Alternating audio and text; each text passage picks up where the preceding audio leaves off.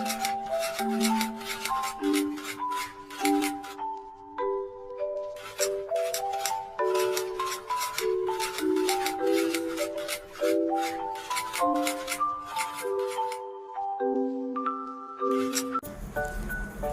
teman-teman semuanya, kembali lagi di channel Selfie.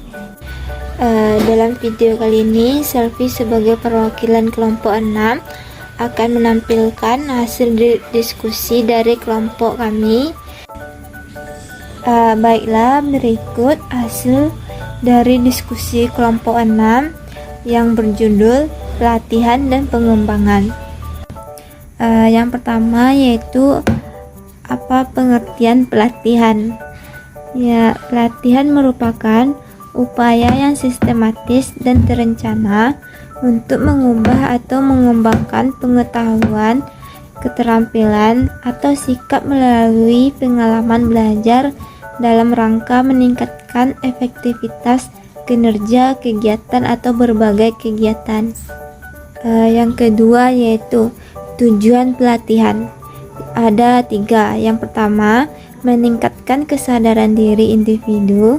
Yang kedua, meningkatkan keterampilan individu dalam satu bidang keahlian atau lebih. Yang ketiga, meningkatkan motivasi individu untuk melaksanakan tugas atau pekerjaannya secara memuaskan. Faktor-faktor yang mempengaruhi pelatihan yang mempengaruhi yaitu instruktur, peserta, materi atau bahan, metode, tujuan pelatihan, dan lingkungan yang menunjang. Metode pelatihan terbaik tergantung dari berbagai faktor. Adapun faktor-faktor yang perlu dipertimbangkan dalam pelatihan itu ada 6. Yang pertama, cost effectiveness atau efektivitas biaya. Yang kedua, materi program yang dibutuhkan.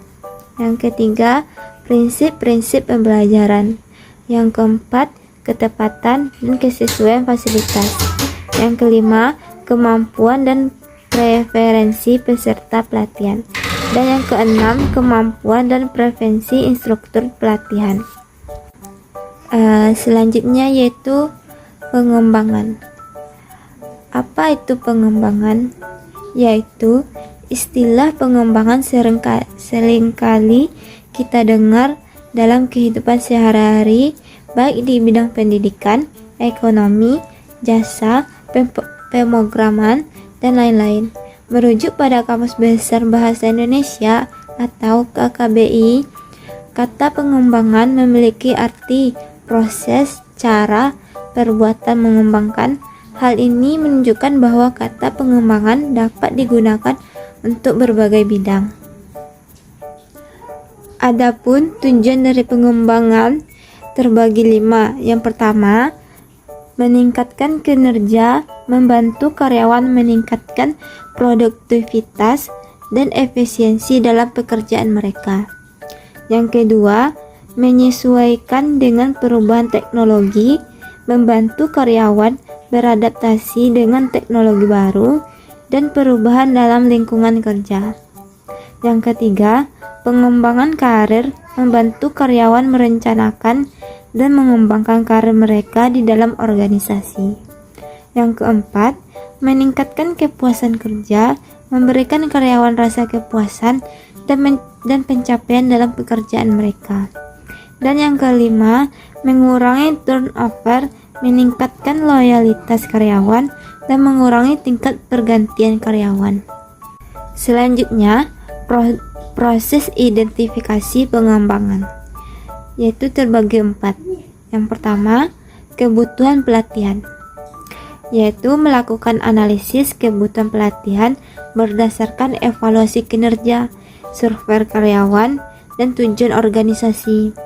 Yang kedua, perencanaan pelatihan adalah merancang program pelatihan yang sesuai dengan kebutuhan karyawan dan organisasi, menetapkan tujuan, metode, dan materi pelatihan.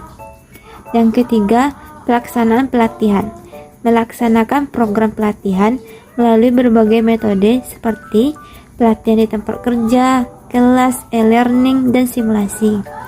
Yang keempat, evaluasi pelatihan, yaitu mengevaluasi efektivitas pelatihan melalui feedback, tes, dan pengukuran kinerja karyawan sebelum dan sesudah pelatihan.